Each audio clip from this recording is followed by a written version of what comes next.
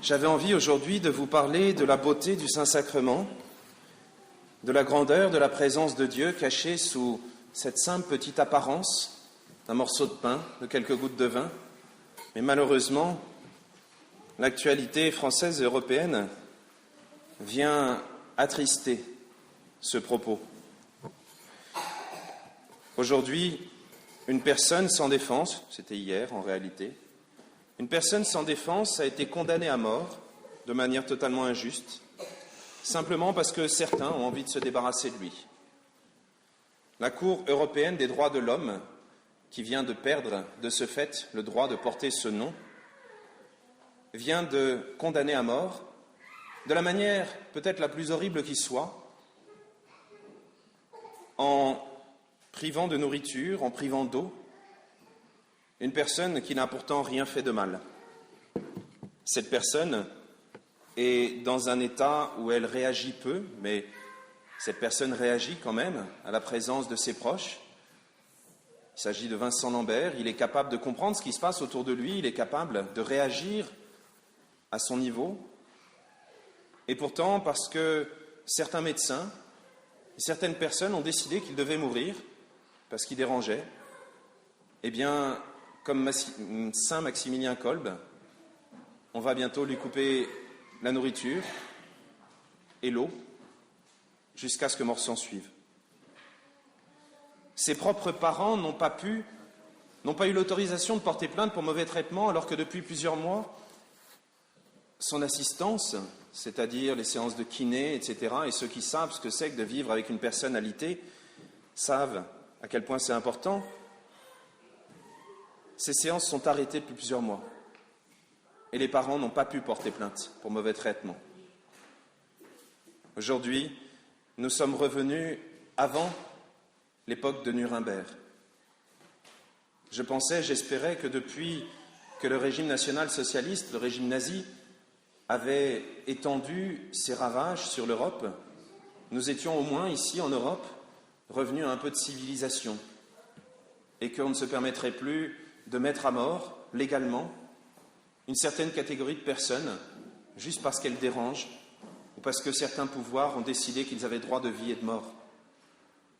C'est vrai, je ne devrais pas être étonné lorsque depuis maintenant plus de 40 ans, nous avons en France le droit de tuer les enfants dans le ventre de leur mère. Depuis 40 ans, quasiment 220 000 enfants sont tués comme cela chaque année.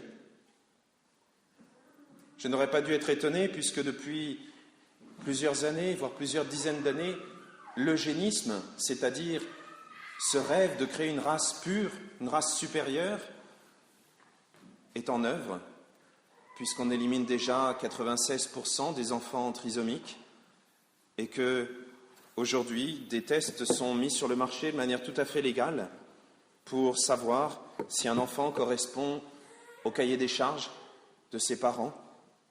Je n'aurais pas dû m'étonner puisque depuis plusieurs mois, on tolère légalement qu'on achète et qu'on vende des enfants. Je n'aurais pas dû m'étonner puisque depuis plusieurs mois, on tolère légalement que des mères soient réduites à l'état simplement de mères porteuses, c'est-à-dire d'esclaves, de ceux qui vont acheter leur ventre. Je ne devrais pas m'étonner depuis ces mois et ces années que nous laissons nos médias nous bourrer le crâne avec de soi-disant œuvres de pitié ou de miséricorde envers des personnes qui souffrent. Pourquoi est-ce que j'en parle aujourd'hui ?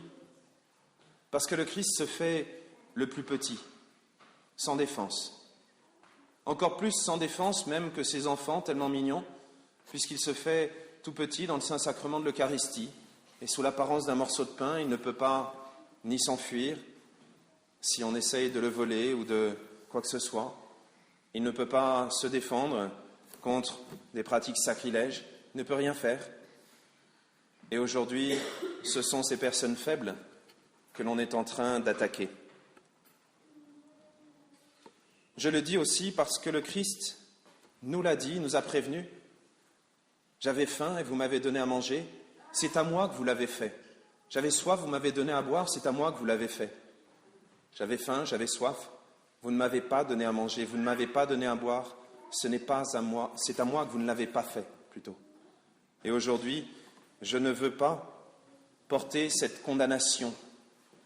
Je ne veux pas que retombe sur nos têtes à tous le sang de ces innocents. Aujourd'hui, c'est en notre nom.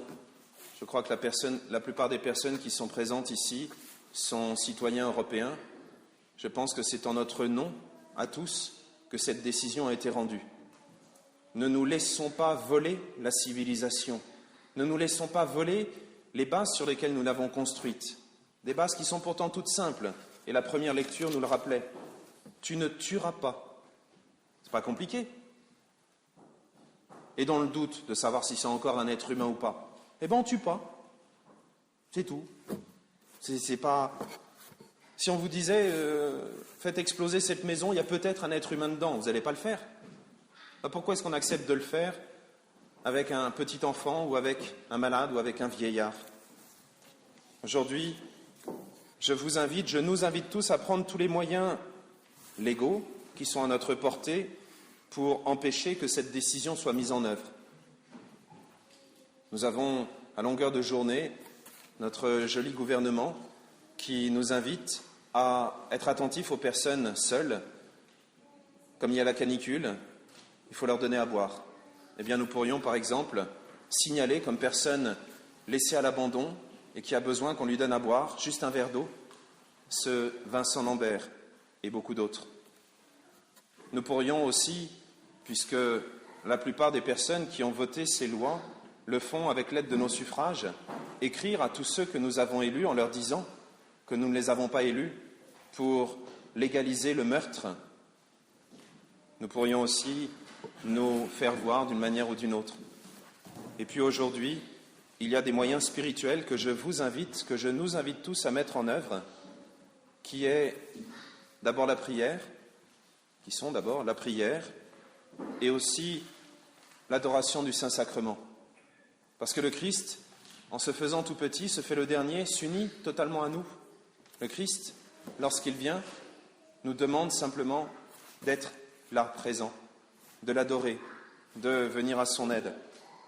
Eh bien, en venant à son aide, portons aussi toutes les personnes qui ont besoin de notre aide, mais que ça ne soit pas une manière de nous défausser en disant « Seigneur, je t'ai bien adoré pendant cette messe, donc maintenant que j'ai passé la porte de cette église, je n'ai plus besoin de m'occuper de toi. » Que le bon Dieu nous aide à être attentifs non seulement à lui dans le Saint-Sacrement de l'Eucharistie, mais à tous ceux qui ont besoin de notre aide, tous ceux qui sont petits, tous ceux qui sont faibles, tous ceux qui sont en danger, parce qu'en eux, il est présent. Amen.